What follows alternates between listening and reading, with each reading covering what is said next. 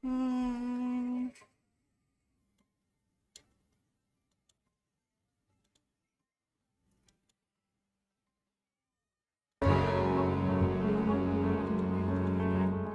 needs were few, his room was bare, a lavabo and a fancy chair, a mug of Sutherland leather strop, an apron, a towel, a pail and a mop.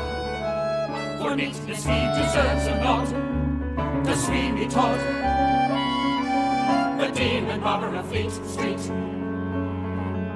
Inconspicuous Sweeney was, quick and quiet and clean he was. Back of his smile, under his words, Sweeney heard music that nobody heard. Sweeney pondered and Sweeney planned like a perfect machine he planned. Sweeney was smooth, Sweeney was subtle, Sweeney would blink and rats would scuttle. Sweeney was smooth, Sweeney was subtle, Sweeney would blink and rats would scuttle. Sweeney was smooth, Sweeney was subtle, Sweeney would quiet and lines of weapon machine. Sweeney, Sweeney, Sweeney, Sweeney.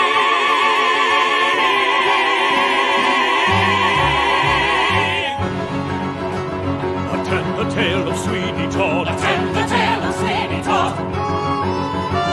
He served a dark and a vengeful god. He served a dark and a vengeful god.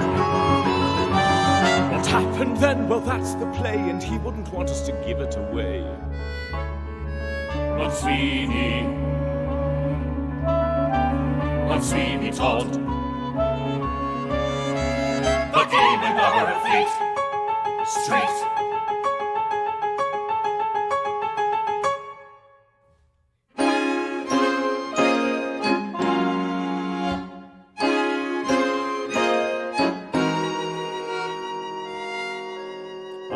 Sailed the world, beheld its wonders, from the Dardanelles to the mountains of Peru, but there's no place like London. I feel home again.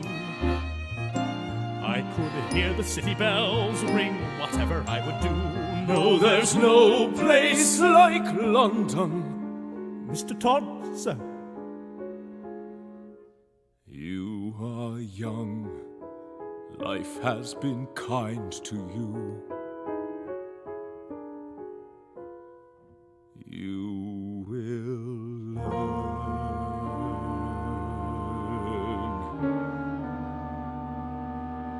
'Tis here we go our several ways. Farewell, Anthony.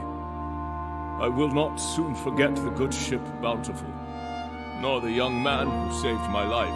There's no cause to thank me for that, sir. It would have been a poor Christian indeed who would have spotted you pitching and tossing on that raft and not given the alarm. As many a Christian would have done just that and not lost a wink's sleep over it either. Alms for a miserable woman on a miserable chilly morning. Thank you, sir. Thank you. How would you like a little muff, dear? A little jig, a little bounce around the bush. Wouldn't you like to push me parsley? It looks to me, dear, like you've got plenty there to push. Alms for a pitiful woman what's got wandering wits. Hey, don't I know you, mister? Must you glare at me, woman? Off with you. Off, I say. Then how would you like to split me muff, mister? We'll go jig, a little. Off, I said, to the devil with you. Alms for a pitiful woman. Pardon me, sir, but there's no need to fear the likes of her. She's only a half-crazed beggar woman. London's full of them. I beg your indulgence, boy. My mind is far from easy. For in these once familiar streets, I feel the chill of ghostly shadows everywhere. Forgive me. There is nothing to forgive. Farewell, Anthony. Mr. Todd, before we part... What is it? I have honored my promise never to question you. Whatever brought you to that sorry shipwreck is your affair, and yet Over the many weeks of our voyage home, I've come to think of you as a friend. And if trouble lies ahead for you in London, if you need any help or money... No! There's a hole in the world like a great black pit, and the vermin of the world inhabit it, and its morals aren't worth what a pig could spit, and it goes by the name of London. At the top of the hole sit the privileged few, making mock of the vermin in the lower zoo, turning beauty into filth and greed. I too have sailed the world and seen its wonders, for the cruelty of men is as wondrous as Peru. But there's no place like London.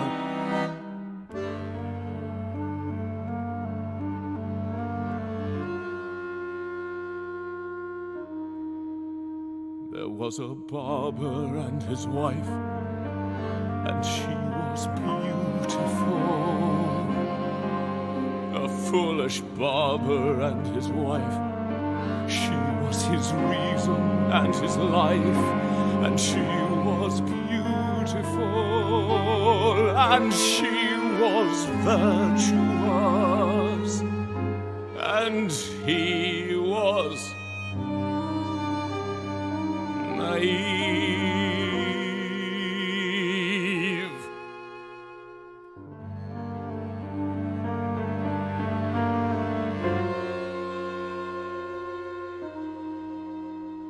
There was another man who saw that she was beautiful, a pious vulture of the law, who with a gesture of his claw removed the barber from his plate.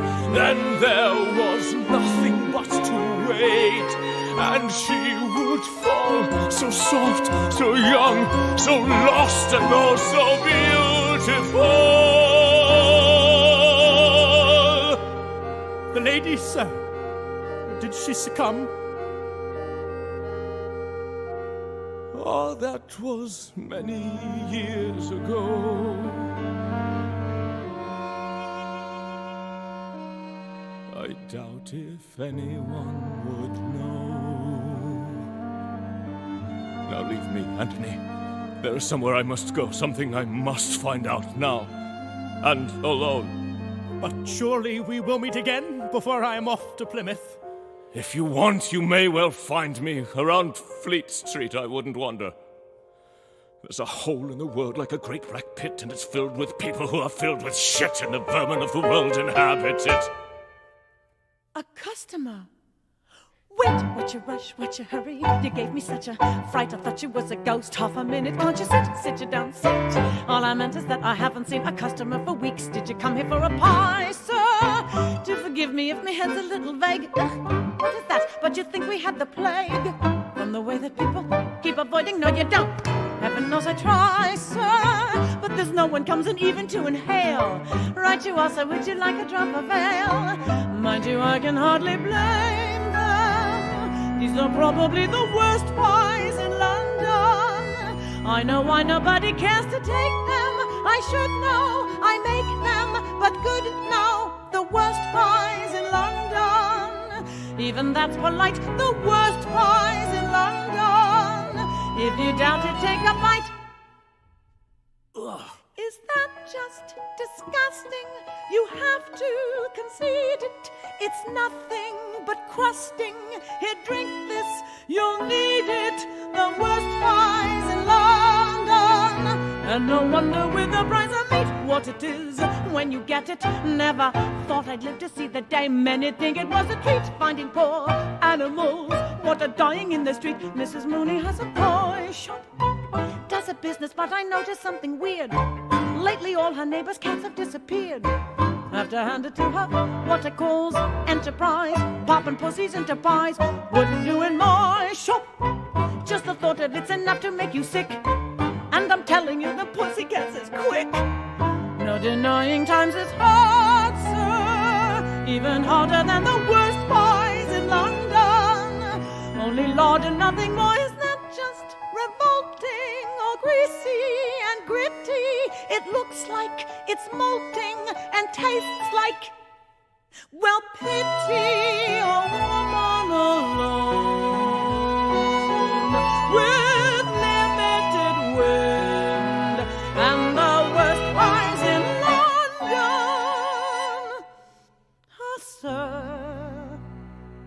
Times is hard. Times is hard. Isn't that a room up there over the shop? If times are so hard, why don't you rent it out? Should bring in something. Up there? No one will go near it. People think it's haunted. You see, years ago, something happened up there. Something not very nice. There was a barber and his wife, and he was beautiful. A proper artist with a knife, but they transported him for life, and he was beautiful. Barker, his name was Benjamin Barker. Transported? What was his crime? Foolishness. He had this wife, you see, pretty little thing, silly little nit, had her chance for the moon on a string. Poor thing, poor thing. There were these two, you see, wanted her like mad. One of them a judge, the other one his beadle. Every day they'd nudge and they'd wheedle. Still she wouldn't budge from her needle. Too bad, pure thing. So they merely shipped the poor blighter off south, they did, leaving her with nothing but grief and a year-old kid. Did she use her head even then? No, no, God forbid. Poor fool. Ah, but there was worse yet to come, poor thing. Joanna, that was the baby's name. Pretty little Joanna. Go on. My, but you do like a good story, don't ya? Well, beadle calls on her all polite. Poor thing, poor thing. The judge, he tells her, is all contrite. He blames himself for her dreadful plight. She must come straight to his house tonight. Poor thing, poor thing.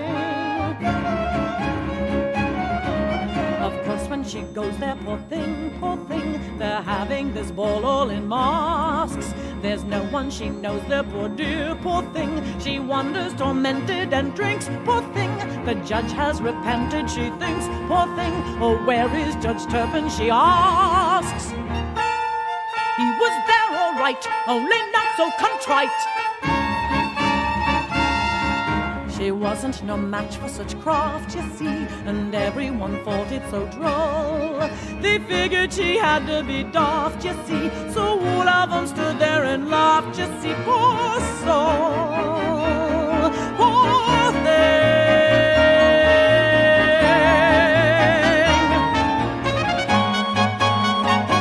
Would no one have mercy on her? So it is you, Benjamin Barker. Not Barker! Not Barker! Todd now! Sweeney Todd! Oh, you poor thing. You poor thing. Wait. See? When they come for the little girl, I hid 'em. I thought, who knows, maybe the poor silly blighter will be back again someday and need 'em. Cracked in the head, wasn't I? Times as bad as they are, I could have got 5, maybe 10 quid for 'em any day. See? You can be a barber again. My, them handles is chased silver, ain't they? Silver, yes. These are my friends. See how they glisten. See this one shine, how he smiles in the light. My friend, my faithful friend. Speak to me, friend. Whisper, I'll listen. I know you've been locked out of sight all these years, like me, my friend. friend. Well, I've come home to find you waiting. Home, and we're together, and we'll do wonders, won't we?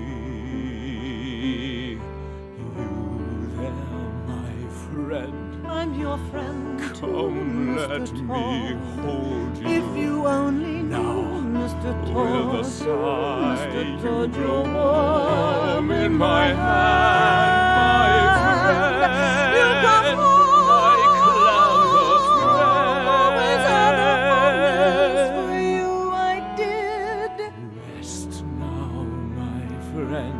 Never you feel, Soon Mr. I'll Todd. unfold You can move in here, Soon Mr. you'll Todd. know Splendors splendors you you never have dreamed all your days. My lucky friends, till now your shine was merely silver. Silver's good enough for me. Friends, you shall drip rubies. You'll soon drip precious rubies.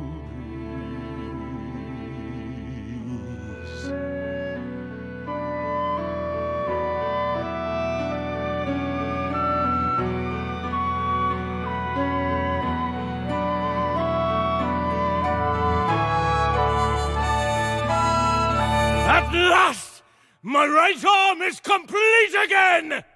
Lift your razor high, Sweeney, hear it singing, yes. Sink it in the rosy skin of righteousness. His voice was soft, his manner mild. He seldom laughed, but he often smiled. He'd seen how civilized men behave. He never forgot and he never forgave. Not Sweeney Todd, the demon barber of Fleet Street.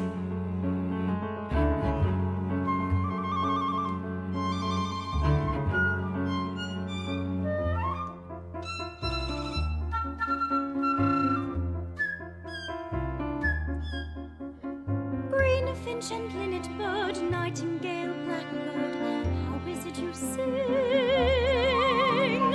Oh, can you jubilate, sitting in cages, never taking wing? Outside the sky waits beckoning, beckoning, just beyond the bars. How can you remain staring at the rain, maddened by the stars? How is it you sing anything? How is it you sing? Green finch and linnet bird, nightingale, blackbird, how is it you sing? Whence comes this melody constantly flowing? Is it rejoicing or merely hollowing? Are you discussing or fussing or simply dreaming? Are you crowing? Are you screaming? Ring, dove, and robinet, is it for wages, singing to be sold? Have you decided it's safer in cages, singing when you're told? My cage has many rooms, damask and dark, nothing there sings out. Even my bark barks, never will you know when they're captive.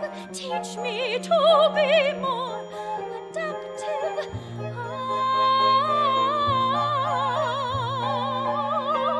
Green finch and linnet bird, nightingale, blackbird, teach me how to sing. If I cannot fly,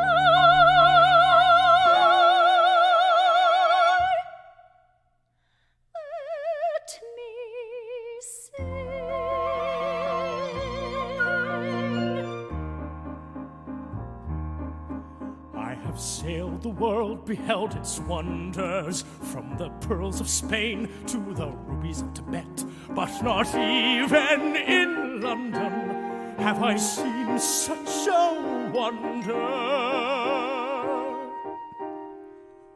Lady, look at me, miss, oh, look at me, please. Oh, favor me with your glance. Ah, miss, what do you see off there in those trees? Oh, won't you give me a chance? Who would sail to Spain for all its wonders, when in 𝘠𝘕𝘕 lane lies the greatest wonder yet? Ah, miss, look at you, pale and ivory-skinned. Oh, look at you, looking so sad, so queer. Promise not to retreat to the darkness back of your window, not till you look down here. Look at me. Look at me. Touch me out to sing like an accord. Look at me.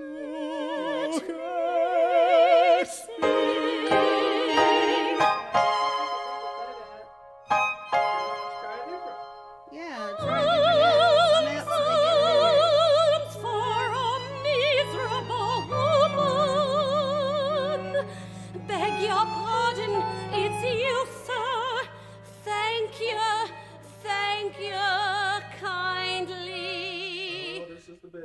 One moment, Mother. Perhaps you know whose house this is. That's the great Judge Turpin's house, that is. And the young lady who resides there. Uh-huh. That's Joanna, his pretty little ward. But don't you go trespassing there, young man. Not if you value your hide. Tamper there, and it's a good whipping for you. Or any other youth with mischief on his mind.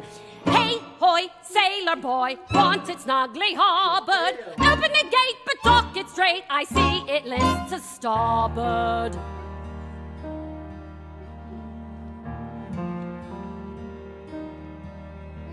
I feel you, Joanna.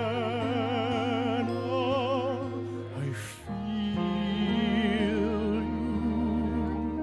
I was half convinced I'd wake and satisfied enough to dream you. Happily I was mistaken, Joanna. I'll steal you, Joanna. I'll steal you. Do they think that walls can hide you? Even now I'm at your window. I am in the dark beside you. Buried sweetly in your yellow hair.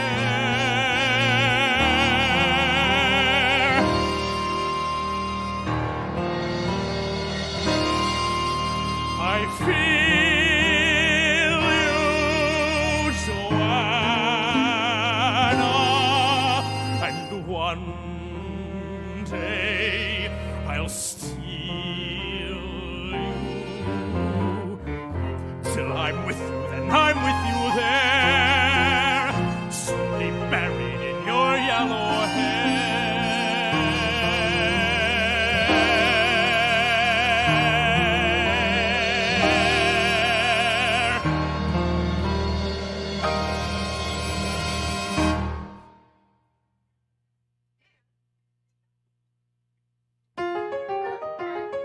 Ladies and gentlemen, may I have your attention, please? Do you wake every morning in shame and despair to discover your pillow is covered with hair? What ought not to be there? Well, ladies and gentlemen, from now on you can waken with these. You need never again have a worry or care. I will show you a miracle marvelous rare. Gentlemen, you are about to see something what rose from the dead. On the top of my head. Scarcely a month ago, gentlemen, I was suddenly struck with a rare oriental disease. Though the finest finest physicians in London were called. I awakened one morning, amazed and appalled, to discover with dread that my head was as bald as a novice's knees. I was dying of shame, till a gentleman came, an illustrious barber, Pirelli by name. He gave me a liquid as precious as gold. I rubbed it in daily like what I was told. And behold, less than 30 days old. 'Twas Pirelli's miracle elixir, that's what did the trick, sir, true, sir, true. Was it quick, sir? Did it in a tick, sir? Just like an elixir ought to do. How about a bottle, mister? Only costs a penny guaranteed. Penny buys a Go ahead, bottle, doctor. Go ahead and order. let's go. Does Pirelli stimulate the growth, sir? You can have my oath, sir, 'tis unique. Rub 'em in it, stimulating in it. Soon you'll have to thin it once a week. Gently dab it, gets to be a habit. Soon there'll be enough, sir, somebody can grab it. See that chap with hair like Shelley's? You can tell he's used Pirelli's. Let me have a bottle, make that two. What, mister, what that awful stink? Smells to me like piss and looks like hair. Smells me like piss and looks like Buy Pirelli's miracle elixir. Anything what slicks, sir, soon sprouts curls. Try Pirelli's when they see how thick, sir. You can have your picture of the girls. See Pirelli's miracle elixir, grow a little wixer, then some buzz. The Pirelli soon will make a thick, sir, like a good elixir always does. Trust Pirelli's if your hair is sick, sir, fix it in an elixir, don't look grim. Just Pirelli's miracle elixir, that'll do the trick, sir. What about the money? If you got a kick, sir, What about the money? Where is it Pirelli? Go and get Pirelli. tell it to the mixer of the miracle elixir. If you got a kick, sir. Signor Pirelli, I am Mr. Sweeney Todd, and I have serviced no kings. Yet I'll wager I can shave a cheek and pull a tooth with 10 times more dexterity than any street mountebank. You see these razors? I lay them against 5 pounds. You are no match for me. You hear this, foolish man? Watch and see how he will regret his folly. Will Beetle Bamford be the I'm judge? aware of wood burning. Glad as always to oblige my This is friends. soldering rods. Ready Ready. to shave the face, to pull the tooth, require the grace, and not the brute. For if you slip, you nick the skin, you clip the chin, you rip the lip of it, and that's the truth. To shave the face, or even a part, without it a smart, require the head.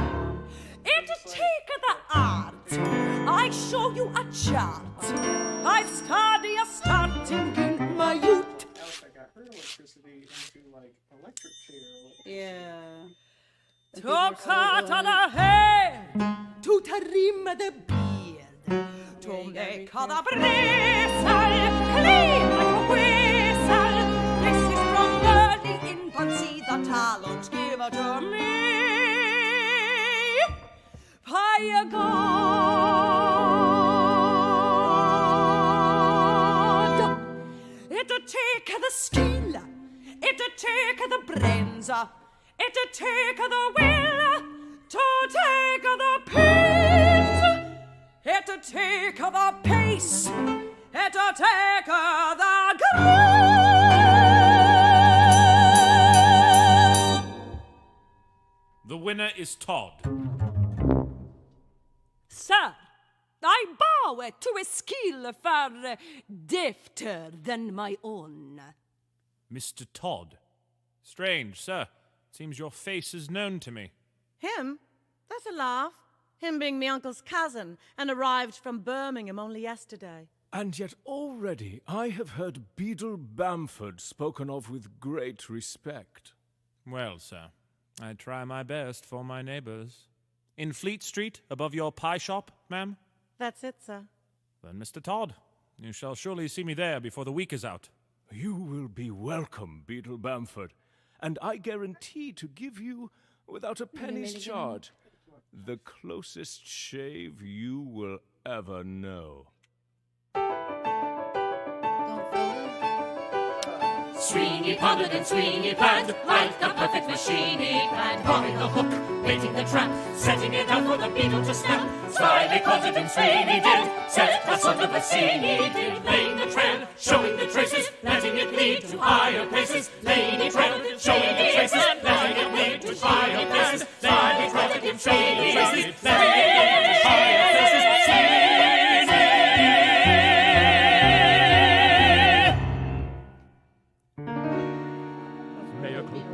Mea culpa, mea maxima culpa, mea maxima culpa.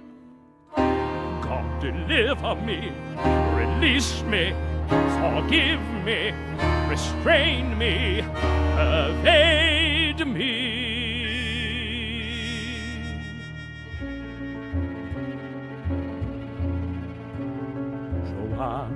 Joanne, so suddenly a woman.